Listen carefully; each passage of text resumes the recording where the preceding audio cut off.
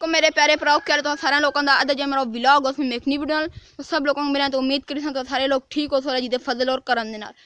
अज जो मेरा व्लॉग बहुत अहम चीज़ों के उत्ते लेकिन इस तो पहले मैं अपनी वीडियो का आगाज़ करा और हुण तुमने मेरे चैनल को सब्सक्राइब नहीं किया तो प्लीज़ जरूर सब्सक्राइब करके नो ताकि आने वाली हर नवी वीडियो तुम नोटिफिकेशन पे आ जुले तो वीडियो शुरू करने लेकिन उस तो पहले तुम चल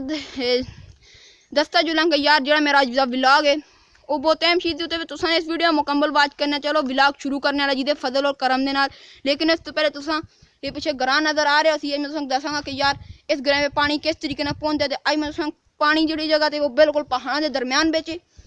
तुसा के उत्ते नज़र आ रहा सी कितने ज़्यादा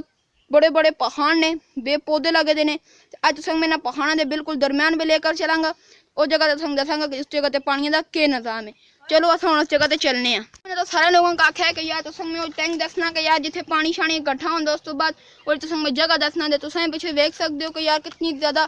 बड़े बड़े से बूटे लगे दे ने उस तो अलावा बिल्कुल पहाड़ों के दरम्यान बेचे जगह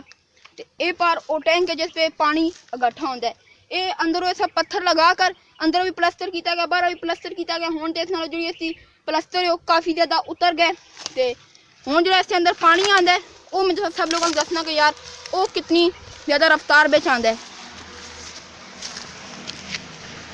लेकिन भाई पानी दसने तो पहले तुम पीछे इस जगह देख सकते हो कि यार उत्ते भी कितना मजबूती वाला सिस्टम हो जाए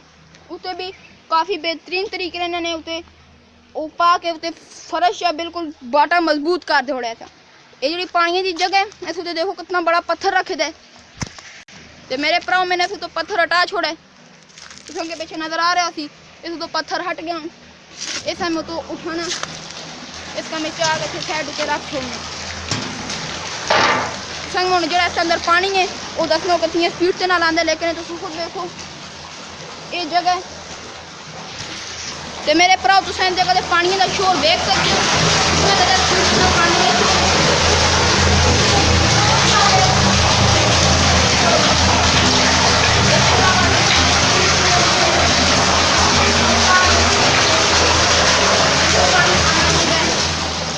उस तो अलावा तुमने देखा कि यार कितनी स्पीड से इस जगह पानी आ रहा है तो भाई यार इस जगह इतों पानी फिर अगे पैप लाइन लगे दी है वो काफ़ी दूर जुलता है पूरे ग्राम में हर एक जगह दे के टूटी लगे दी है उस जगह से पानी पहुँचता है तो काफ़ी साफ सुथरा बिच कोई गंद बलाए पे भी नहीं जुलता तो मैं तुसें कि यार हूँ दस छोड़े तो हूँ तुसें मैं दसना कि यार इस जगह से पानी क्यों आता है इस जगह से यार जो पानी आता है तुसें के पर एक पाइप नज़र आ रहा सी ये पाइप डायरेक्ट बीचों बीच उत्ते एक जगह उस जगह से जुलता है तो उतों इस जगह बिच पानी आता है देखो ये परों यार पाइप भी कपी दे टूटे दे बल्कि पर तुसें कि नज़र आ रहा है ये भाई जोड़ नहीं उस तो अलावा इसमें इस जगह तो पानी जुलता है तुसें को पीछे जगह नज़र आ रही हो पार एक पतला जा पाइप भी गए दे तो मेरे भराओ तुसें के पार जगह नज़र आ रही हो हे पार वाली जगह ये पार वेखो तुसा ये जो पानी झुलता है पाया पानी तो डायरेक्ट सीधा तीर फिर कर ले सिरे उस टैंकी के बेच चला जुलता है देखो उस तो अलावा भाई यार इस जगह इस कोई ढक्कन वगैरह भी नहीं लगे तो तुमने देखा सी इस जगह जी बिल्कुल पहाड़ों के दरम्यान बेचे इतों अगर जरा संदा ग्रां है उसमें पानी काफ़ी साफ सुथरा पहुँचता है तो उसके अलावा पहले एक टैंक ये पा रही